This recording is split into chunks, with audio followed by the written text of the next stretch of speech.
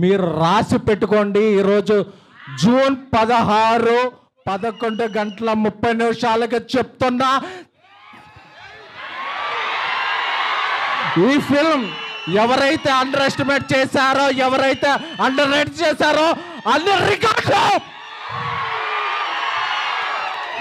మీకు మీరు 12 ఏళ్ళుగా మిస్ అయిన రెబల్ గాడ్ ప్రభాస్ గారిని ముందుకు తీసుకొస్తున్నారు. నాకు తెలుసు, ఈ సినిమా స్టార్ట్ అయినప్పుడు ఇండస్ట్రీలో ఒక ప్రొడ్యూసర్ దీని మీద ఒక నెగిటివ్ క్యాంపెయిన్ చేశాడు. రేపు ఆ నెగిటివ్ క్యాంపెయిన్ చేసిన ప్రొడ్యూసర్ పాజిటివ్ ట్రెండ్ చేస్తాడు.